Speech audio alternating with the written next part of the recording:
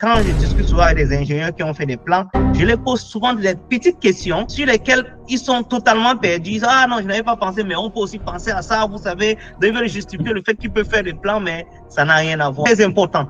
Parce que la direction du soleil, elle va permettre d'aérer la maison sans qu'on ait besoin d'allumer les lumières tout le temps. Souvent, un ingénieur ne pense pas à ça. Lui, il pense à la solidité de son bâtiment, il pense à ses poteaux. Et en fait, il est technicien, il fait son travail.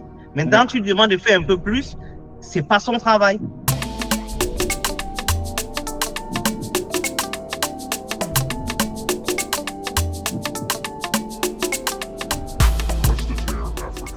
Bienvenue dans ce nouvel épisode de notre podcast Best Africa, le podcast qui a pour but de pouvoir mettre en avant des professionnels qualifiés en Afrique qui sont invisibilisés quand on est par exemple de la diaspora. Le podcast a pour but de pouvoir aider toutes les personnes qui veulent réaliser des projets en Afrique à trouver de bons partenaires avec lesquels ils pourront réaliser leurs projets dans de très bonnes conditions. Aujourd'hui, nous allons parler d'un sujet très important qui concerne beaucoup de personnes qui vivent dans la diaspora ou en général en dehors de leur pays et qui veulent réaliser des projets dans leur pays d'origine. Donc, on va parler d'arnaques, d'erreurs, de problèmes de contrat. Donc, le sujet d'aujourd'hui, c'est comment est-ce que certaines personnes font pour se faire arnaquer lors de la réalisation de leur projet, donc dans la construction en général, lorsqu'ils ne connaissent pas les différentes parties prenantes, comment ils peuvent en éviter la bonne connaissance des différents rôles et les acteurs qui interviennent, que ce soit le maçon, l'ingénieur, l'architecte et également l'entrepreneur, quel est le rôle de chacun. Pour réaliser ce podcast, nous avons invité Monsieur Léonel Nganke, qui est architecte et fondateur de l'entreprise AfriTech Service. Il est très bien placé pour nous parler de ce sujet parce qu'il a déjà beaucoup de résultats dans ce domaine. Le podcast va se réaliser sur deux volets. Une première partie dont on va parler plutôt des rôles et des acteurs de chacun. Et la deuxième partie va être focus surtout sur la diaspora. Ensuite, nous allons voir quelles sont les complémentarités qui existent entre ces différents acteurs, ces différentes parties prenantes, les grandes arnaques en général que nous rencontrons dans ce domaine lorsqu'on travaille avec l'un et sans l'autre. Et pourquoi, par exemple, le fait de confier un projet quand on est à distance ou quand on est même sur place à un seul acteur parmi ceux qu'on verra, pourquoi cela peut causer des problèmes. Également, nous allons voir quel est l'avantage et l'importance de passer par un cabinet d'architecture. Dans la réalisation globale d'un projet en Afrique de construction, on va voir les étapes clés qui existent de la phase d'étude jusqu'à la réalisation et même dans l'après-contrat. Je vais laisser la parole à Monsieur Léonel pour se présenter, nous dire un peu qui il est, présenter sa structure, enchaîner avec les différentes thématiques d'aujourd'hui. Ok, bonjour à tout le monde. Merci à vous. Merci pour cette opportunité que vous nous donnez à AfriTech IMO de pouvoir parler de ce domaine, de pouvoir partager notre expérience avec toute votre communauté. C'est toujours un plaisir. Je me nomme Léonel Nganke Tankou. Je suis entrepreneur. Je ne veux pas prendre le titre qui ne m'appartient pas. Je ne suis pas architecte, je suis un entrepreneur. Je suis un homme d'affaires en même temps. Donc, je suis dans l'immobilier. Ça fait presque 14 ans que je travaille dans l'immobilier et je réalise donc des projets. Bien sûr, mon épouse est architecte, donc c'est aussi une force que j'ai. Donc, je suis entrepreneur, je travaille avec un architecte à côté de moi. J'ai également une équipe, bien sûr, dans laquelle on a des ingénieurs. Durant l'entretien, on va voir la différence entre tout ça, l'architecte, l'ingénieur, l'entrepreneur, le maçon. On aura le temps de venir dans les détails. Donc, voilà, nous sommes AfriTech IMO. Je suis donc le directeur de AfriTech IMO. Nous sommes basés au Cameroun, précisément à Douala. Bon, nous avons bien sûr les bureaux à Yaoundé et on opère également au Ghana, où je suis même actuellement, et en Côte d'Ivoire, où je serai la semaine prochaine. Mi-décembre, je suis de retour au Cameroun. On a plusieurs projets actuellement en cours là-bas. D'accord, parfait. Parmi tous ces pays dans lesquels vous êtes, c'est toujours l'immobilier, parce que je sais que vous avez d'autres services que vous pourrez présenter qui pourraient intéresser peut-être d'autres personnes. Je fais beaucoup d'autres choses, c'est vrai. En fait, quand on dit immobilier, ça c'est la construction de maisons. En fait, certains pensent à la construction de maisons, mais à côté de ça, je fais tout ce qui est logement meublé. Donc, soit au Cameroun et au Ghana, j'ai des logements meublés, généralement que les gens appellent Airbnb ou Booking. Donc au Ghana, j'en ai assez, au Cameroun aussi et à Yaoundé notamment. Et je fais également des locations de voitures parce que qui dit maison meublée, ça vient généralement avec les locations de voitures. Donc les clients demandent régulièrement. Mon background, j'étais un ingénieur. Donc j'ai une société aussi qui fait le IT parce que j'étais un ingénieur de formation avant de devenir entrepreneur. Donc j'ai quand même gardé mes skills et j'avais créé une société IT que je continue de piloter entre-temps. Voilà. Donc définir d'abord les différents acteurs, leur rôle, que ce soit l'ingénieur, le maçon, l'entrepreneur, l'architecte. L'architecte, généralement, c'est celui qui conçoit les plans. C'est comme ça qu'on le voit. C'est un peu lui la tête de l'ouvrage, si vous voulez. Donc, c'est lui qui conçoit les plans, c'est lui qui fait tout ce qui est design. Il travaille maintenant avec l'ingénieur. L'ingénieur viendra plus tard pour faire tout ce qui est calcul de structure, tout ce qui est calcul technique au niveau du bâtiment. Ça, c'est l'ingénieur qui le fait. Généralement, dans un bureau d'architecture, il y a toujours des ingénieurs. Les gens prennent souvent l'architecte comme simplement celui qui dessine. Et dès qu'il a fini de dessiner, c'est bon. Non. C'est lui, en fait, qui pilote plutôt le projet de bout en bout. C'est lui qui remet la clé en main. C'est lui qui pilote le projet du début à la fin. Et maintenant, dans le cursus global du projet, l'ingénieur et les autres personnes vont venir intervenir. Pas seulement l'ingénieur. Il y a par exemple celui qui fait les études de sol. C'est pas forcément un ingénieur, c'est une structure indépendante qui viendra faire les calculs de sol et donner les résultats. Il y a les études environnementales. Quand par exemple il s'agit d'un bâtiment public comme un hôpital ou bien autre type d'études, tout ça c'est l'architecte qui va coordonner. La demande de permis, l'architecte qui coordonne. Donc en fait tous les autres éléments vont venir se greffer sur ce que l'architecte fait en global. Donc c'est un peu lui, si vous voulez, la tête, et tous les autres vont venir se greffer pour pouvoir ensuite construire tout l'ouvrage avec lui. Donc, on commence donc par l'architecte qui va designer le projet et qui va donner, si vous voulez, le ton, qui va donner toute la ligne directrice de tout le projet et qui va faire appel donc au fur et à mesure de la réalisation, on va entrer en détail au fur et à mesure qu'on y va. Appel, ok, j'ai besoin de l'ingénieur ici, j'ai besoin de l'entrepreneur ici, j'ai besoin d'une étude d'environnement, j'ai besoin d'une étude de sol, j'ai besoin même d'un cabinet de contrôle. En fait, il va coordonner tout l'ouvrage jusqu'à la fin. C'est à peu près ça. Maintenant, voilà, l'ingénieur, lui, beaucoup plus, c'est la partie technique. L'architecte, c'est un peu le maître d'œuvre, du coup. Voilà, le maître d'œuvre. Et le maître d'ouvrage, c'est le client en termes techniques. Pour l'ingénieur, c'est beaucoup plus celui qui va venir faire tout ce qui est calcul technique dans le bâtiment. Donc, un architecte qui veut faire, même si c'est une maison rez-de-chaussée, il a besoin de l'ingénieur pour faire les calculs techniques. Il a besoin de l'ingénieur pour savoir, ok, j'aurais besoin des poteaux de telle dimension, de telle taille, j'aurais besoin des poutres à ce niveau, j'aurais besoin, c'est-à-dire que tout ce qu'il a designé là, comment techniquement réussir à mettre ça pour que le bâtiment soit en sécurité, que ça ne tombe pas ou bien quoi que ce soit.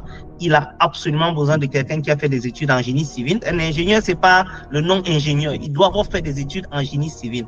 De préférence, au moins Bac plus 5. C'est vrai qu'il y a des écoles Bac plus 3 qui forment aussi des ingénieurs qui sont assez compétents, mais un ingénieur plein, c'est un Bac plus 5. Il y a des ingénieurs de travaux ou bien techniciens en génie civil, mais l'idéal, c'est un ingénieur Bac plus 5 ou alors un ingénieur de travaux Bac plus 3 qui a au moins 5 à 10 ans d'expérience, qui va travailler avec lui pour pouvoir maintenant faire tout ce qui est calcul de structure, tous les calculs techniques du bâtiment. Malheureusement, sur le chantier ou bien dans la réalité, il y a beaucoup d'ingénieurs qui se prennent pour architectes parce qu'ils ont déjà travaillé avec les architectes pendant longtemps ou bien parce qu'ils connaissent utiliser les logiciels des architectes, puisqu'il y a certains architectes qui travaillent avec AutoCAD, dont les ingénieurs aussi travaillent aussi avec AutoCAD. C'est vrai qu'on peut utiliser Archicad, on peut utiliser autres logiciels, mais même les ingénieurs savent travailler avec ça.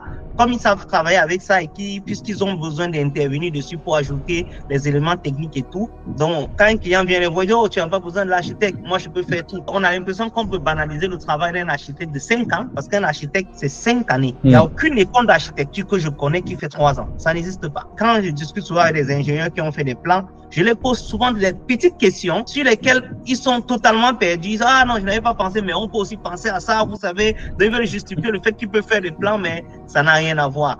Souvent, je leur dis, ok, est-ce que quand tu as conçu le plan de ces clients, comme tu lui as dit que tu peux faire les plans, est-ce que tu as pensé à la direction du soleil? Il dit, attends, direction du soleil. Oh, c'est un détail très important. Parce que la direction du soleil, elle va permettre d'aérer la maison sans qu'on ait besoin d'allumer les lumières tout le temps. Où est-ce que le soleil se lève? Où est-ce qu'il sera vers midi? Où est-ce que le soleil se couche? Ça permet d'orienter les ouvertures. C'est vrai qu'on oriente les ouvertures aussi en fonction des voisins, mais également en fonction de la direction du soleil. C'est très important. Souvent, un ingénieur ne pense pas à ça. Lui pense à la solidité de son bâtiment. Il pense à ses poteaux. Et en fait, il est technicien. Il fait son travail. Maintenant, tu lui demandes de faire un peu plus. C'est pas son travail. La circulation du vent, il ne pense pas. Je dis, est-ce que tu as pensé à la circulation de l'air dans le bâtiment? C'est un détail, mais très important. Après, vous avez une maison qui chauffe. Or, on sait qu'il y a beaucoup de gens en Afrique qui n'ont pas assez d'argent pour installer les climatiseurs. Donc, tu es dans la maison, même quand tu ouvres les fenêtres, ça chauffe. Pourquoi? Parce que les ouvertures ont été placées dans la mauvaise orientation de la circulation du vent. Du coup, le vent ne circule pas. Pourtant, on a des ouvertures. Ce sont des petits détails auxquels les ingénieurs ne pensent pas. Et il y a aussi beaucoup de clients qui aiment faire ça. J'ai vu un plan ici, je veux exactement le même plan. Un plan ne fonctionne pas forcément d'ici à là parce que le terrain peut être différent. il peut avoir d'autres maisons à côté qui font en sorte qu'on est obligé d'orienter différemment. Il peut avoir, on peut dire, l'état du terrain ne permet pas de répliquer la même chose. Il y a beaucoup d'autres choses on peut faire un truc similaire, mais on prend pas un plan et on copie, on part réaliser ailleurs, ça ne marche pas. Donc vraiment l'ingénieur, pour revenir sur la question, l'ingénieur c'est la partie technique. L'architecte, on a dit, c'est lui qui a tout l'œuvre, c'est le maître d'ouvrage. Et donc l'ingénieur, il a la partie technique. Bon, à côté de l'ingénieur, comme j'ai dit, on peut avoir des cabinets qui vont venir faire les études de sol pour pouvoir déterminés ces résultats vont permettre à l'ingénieur de pouvoir définir, de pouvoir faire ses calculs techniques, donc à savoir quelle profondeur il va mettre des semelles, tout ce qui est poteau et tout le reste. Il peut avoir les études environnementales qui viendront aussi se greffer à ce que l'architecte va faire. Si c'est, comme j'ai dit, un œuvre, souvent pour certains bâtiments comme des bâtiments publics ou bien les hôpitaux, des trucs comme ça, qui vont venir se greffer. Maintenant, un maçon, c'est vraiment quelqu'un qui va venir réaliser l'œuvre. Bon, c'est tout ce qui est... L'ouvrier.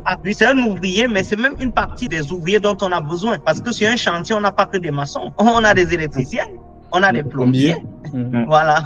On a ceux qui font ici, tout ce qui est ici, c'est air condition. Tout ce qui est climatisation, froid et climatisation. Donc, tout ça sont des techniciens différents. Donc, on a tout type de techniciens. On a des maçons, des plombiers, des menuisiers même. On a des menuisiers pour tout ce qui est porte-fenêtre ou bien placard. Voilà, donc il y a même aujourd'hui des gens qui sont spécialisés dans la cuisine. Ils viennent et te disent, je ne fais que la cuisine. Mon travail, si tu me donnes un autre travail, je ne fais pas. Je suis expert en cuisine. Oui, c'est la cuisine. Voilà.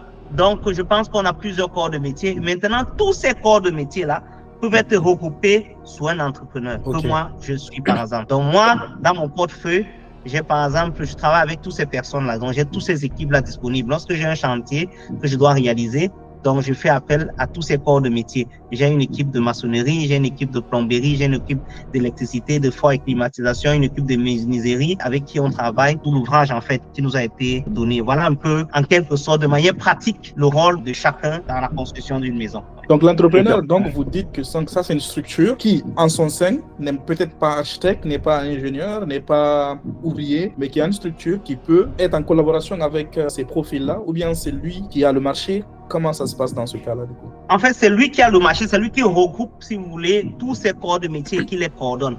Il les regroupe et il les coordonne. C'est-à-dire qu'un client peut décider de donner son marché directement à l'entrepreneur. C'était l'idéal. Donc là, il aura une seule personne avec qui parler. En fait, quand je dis le client, c'est l'architecte, parce que là, c'est l'architecte qui représente le client, normalement. C'est bien de clarifier ça, parce que moi, j'aurais cru que c'est le client civil, quoi. Non. Le client civil, en principe, et on va arriver dans ces détails-là, en principe, il confie le travail à un architecte. C'est l'architecte maintenant qui va, en principe, chercher l'entrepreneur pour réaliser. Et ça peut être par marché, appel d'offres, ça peut être par consultation restreinte. Normalement, c'est comme ça que c'est la norme. Il faut que ça se passe comme ça. Maintenant, il y a les clients eux-mêmes qui veulent le coordonner. Ils peuvent décider d'appeler chaque corps de métier eux-mêmes. C'est-à-dire, il veut construire sa maison et ça, c'est la manipulation. En fait, c'est ce que beaucoup de clients font. Ils voient un architecte qui dit, ou bien un ingénieur même, souvent, c'est même pas un architecte, fais-moi les plans. On lui fait les plans, on lui donne. Ok, il dit, ok, moi-même, je vais appeler un maçon. Il appelle son cousin qui était maçon là. Son cousin dit que, oh, j'ai aussi un cousin là, j'ai un ami là qui est plombier, il va venir nous aider. Et c'est comme ça que n'importe qui vient sur le chantier. Et après, qui a fait ça, telle personne a fait ça, les choses ne sont pas coordonnées et il y a beaucoup d'erreurs dans le chantier. Donc après, tous les travaux qui sont faits pour rattraper les erreurs qui sont faites, puisque l'action n'était pas coordonnée, coûte au client plus cher que ce qu'il devait payer s'il faisait quelque chose de manière coordonnée. C'est pourquoi on le recommande de travailler avec un entrepreneur qui sera son principal interlocuteur et qui sera responsable donc de la coordination de toutes les activités qui doivent être sur le chantier. Parce qu'il y a des actions qui doivent se placer l'une après l'autre ou bien en parallèle. Quand par exemple on commence avec les fondations et il y a des réservations, même si le plombier va venir travailler plus tard, il faut qu'il fasse des réservations où ces tables vont passer. Donc si vous finissez la fondation, vous montez, vous coulez tout et quand vous avez fini le gros œuvre, le plombier vient. Mais où est-ce qu'il a passé ces réservations? Il y a des réservations électricité, il y a des réservations, il y a beaucoup de choses qui se font en parallèle ou bien ou l'un avant l'autre. Donc, il faut quelqu'un pour coordonner tout cela et pour avoir cette responsabilité, d'où il est important de travailler avec un entrepreneur. Et c'est également lui qui a la charge du projet. Vous avez une personne avec qui vous parlez qui peut vous donner l'état d'avancement de chaque niveau et qui est responsable du chantier. C'est un peu ça que l'entrepreneur joue comme rôle. Donc, il peut être un ingénieur, il peut être un architecte, il peut être ni ingénieur ni architecte pour répondre à votre question, mais il doit avoir de l'expérience dans le domaine, non, dans le domaine de la construction, voilà. Mais il coordonne en fait à la fin toutes ces équipes. Et il n'a pas le choix, il doit travailler avec les professionnels de cette équipe. Par exemple, moi, je travaille très près avec des ingénieurs. Je vous ai dit, mon épouse est architecte. Je travaille avec elle sur tous les chantiers sur lesquels je suis. Voilà, que ce soit les chantiers où nous réalisons ou bien les chantiers où nous faisons des suivis, parce qu'il y a les deux options et on entrera dans les détails tout à l'heure. Comment ces métiers-là aujourd'hui, vous pensez qu'ils arriveraient à collaborer ensemble efficacement? L'architecte imagine, il conçoit, l'ingénieur vérifie si tout est possible et l'entrepreneur construit. Et pourquoi dit-on qu'une seule personne ne peut pas tout gérer aujourd'hui? Je vais dire, l'un des problèmes qu'on rencontre, c'est quoi? C'est que c'est la poursuite du gain qui fait en sorte qu'il y a un désordre dans le métier. Si vous voyez un ingénieur qui vous dit, je vais vous faire les plans, souvent même il dit, vous n'avez pas besoin de l'architecte. Comment un ingénieur qui a fait 5 ans, il connaît la place de l'architecte, mais il vous dit, non, vous n'avez pas besoin d'un architecte. C'est un manque de professionnalisme et de sagesse, les deux mélangés. Puisque lui, il est conscient au fond de lui qu'il y a des aspects qu'il ne peut pas faire, dont il aura besoin de l'architecte. Je préfère qu'il soit honnête, il dit, j'ai un architecte avec qui je peux travailler. Ça, c'est plus honnête. Et qui dit, ok, ensemble, on va travailler pour vous donner le résultat que vous voulez. Au lieu de dire, vous n'avez pas besoin d'un architecte. C'est la part du gain. Les gens veulent gagner tout seuls. Mais surtout, le client serait satisfait. Il aura au final quelque chose de bon. Maintenant, comment ça devrait être fait? Parce qu'il faut que j'explique avant qu'on entre dans les arnaques et tout ça. Et je pense que quand je vais expliquer comment ça va être fait, comment ça doit fonctionner en fait, vous allez voir d'où viennent les arnaques.